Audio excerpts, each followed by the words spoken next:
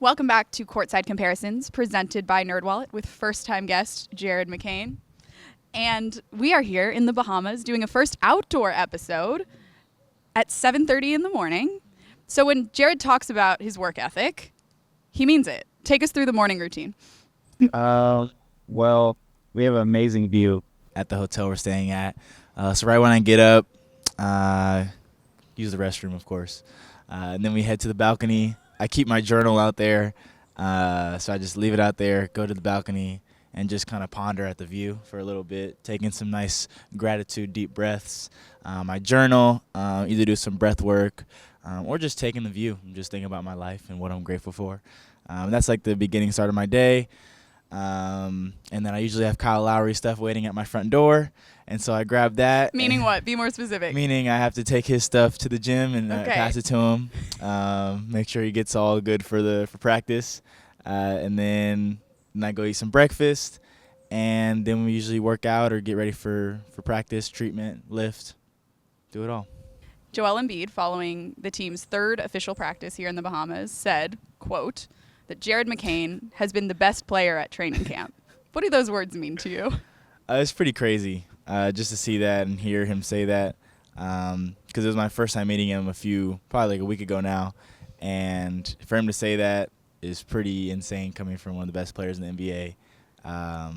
Yeah, it's kind of insane. When my mom sent it to our group chat, and I don't know if it was my mom, but it got sent to our family group chat, and everybody was just really excited. But it's really cool to earn their respect. So I want you to watch his full remarks on what's made you a standout at this training camp. Stood out to you about Jared this week?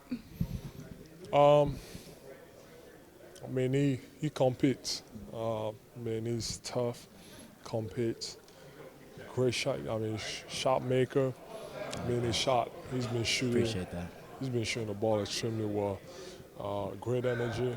I think he has a pretty good chance. I don't want to put the expectations out there, but I got to see. I got to see more. But so far, it's been good. Just great personality. Yeah, you have like this illustrious nice sort of chain of playing with great shooters. So when you see a rookie come in, from your perspective, do you get like excited about the potential for your game with him or growing him as a vet? Good question. Yeah, for sure. Thank you so much, Jared. I saw the same thing, with Tyrese,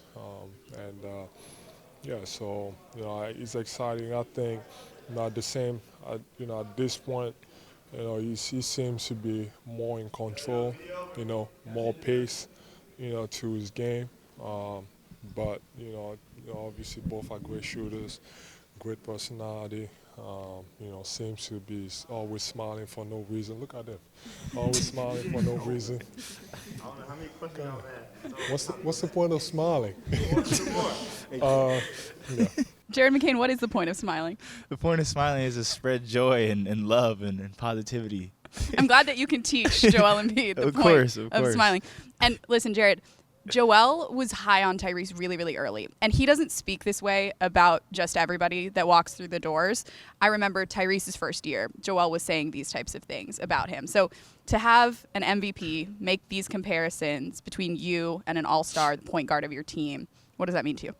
It means everything. I mean, I'm trying to follow Maxey's footsteps exactly. I mean, if I could do exactly what he's done, I would call that a successful career. Including NerdWallet? Including NerdWallet. Love that.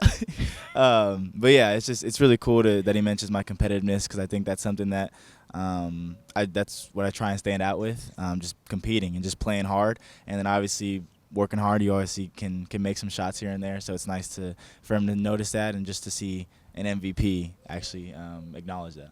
On the other side of the ball, Coach Nurse said he's been actually most impressed by your defense. And he talked about the fact that the vets have been playing you really hard, but you've responded really well. What's that experience been like for you? Yeah, I think that's been one of the biggest adjustments for me, I think, in the NBA level. Like, everyone is basically like 6'8" with a 7-foot wingspan. So just trying to adjust to the length and being in the gaps and trying to learn how to play with different pace. But then on the defensive side, I think just using my IQ and being a smaller guard, you have to figure out different small kind of ways to make yourself known on the court. So I think just learning those, watching Kyle Lowry, watching our good vets that have just been there, done that, who are smaller guards, just doing exactly what they do. What does it feel like when a Kyle Lowry or a Tyrese Maxey kind of tries to pick on you defensively in this environment? It's almost just like for me, it's just like a sign of respect. Like that's what I wanted. Like I want to compete with them, and I want to earn their respect, obviously. So for them to actually not like get mad, but actually try and play as hard as they can, it's a sign of respect for me. I just gotta match their competitiveness. One last quote from your teammates this week. Eric Gordon said, "He can play without a doubt. I'd say he's going to have a long, good career." Your thoughts? That's a great quote right there.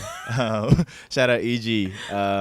Yeah, that's really nice. That's exactly what I want in life, and if I can show that this early, then I just got to keep on showing that day in and day out, and consistency is key. I know as a rookie there's going to be ups and downs, but I think if I continue to work hard, I can achieve that. Yeah, so pull back the curtain a little bit, because you talked at Summer League about the fact that you knew there would be a learning curve. You talked about your struggles at Summer League, in games, at practice, and to come now to training camp and be the standout, not a standout rookie, a standout player.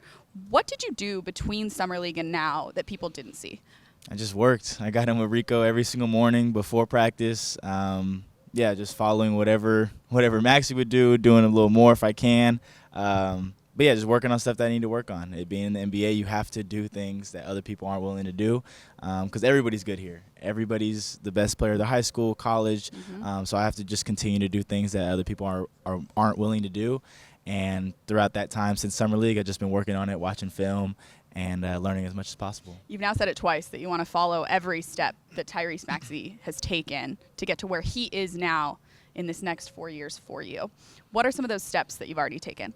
I think just following his work ethic, his routines. I think we both have obviously kept a positive mindset about life, I think. Smiling for no reason, exactly, in Joel's words. Exactly. Yep. So we kind of do some of the things naturally, but just continuing to watch the way he leads, the way he's talking on the court, the way he plays defense, how he gets over a screen, how he talks to people on the court, just little things I'm starting to learn from him. Tyrese shared with us that after the first official practice as a team, he took you and Adem out for dinner. True or false? That's very true. What was that like? It was amazing. It was a very nice dinner. Some that only maybe he can afford with that beautiful contract he has.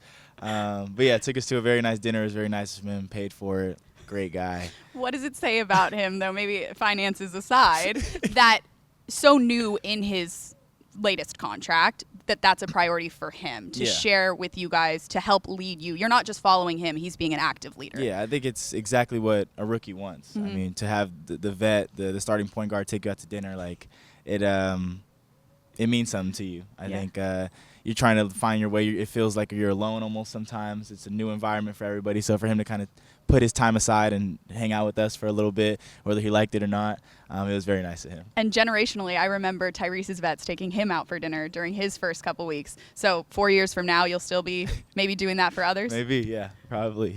Joel, I noticed, also was spending time in the huddles with you guys during timeouts, right? Yeah. He usually runs with the first group. He switched teams. I think you guys were playing against the second group. Yeah. But the second group were vets, and the third group were young guys. And Joel was in the huddles choosing you guys. What's he saying in those huddles? Well, he's trying to tell us, like, even for the last play, like, he was trying to tell us what they're going to run, because we run, like, mostly the same sideline out of bounds so like play. a spy. Yeah, exactly. Eyes on the inside. He was helping us out, even though it didn't work and we ended up losing the game, sadly. But, yeah, he's just in there helping us, talking to us, and how to beat them, basically. The last clip I want you to break down for us I don't know. is this one. Tell us what's happening here. Me and Adem are at the aquarium. Is that Nemo? Nemo. Why did Adem repeat it like that? Then the mic is like, It's a little hot. That's a shark. Hold on. yeah, I mean, we were at the Where do you aquarium see a having some shark? fun. Okay. No? Okay. Looking at Is the that a fish, shark? it was good vibes. What's going on, Joe? It was a shark. Wait, is I that a don't shark? really like sharks. No. They're cool looking, but Protected by the glass. Yeah. You know. I thought that one. Whoa. That's so cool. that one was crazy too. I'm gonna follow him. And Bono wanted to film this really bad. He was good on the We're camera. just swimming He has an sideways. effusive personality. Oh, for sure. What's Adem like? He's a great dude. Yeah? Just a great dude. We walked back from dinner together, and it's just cool to get to know him. He's just a funny guy.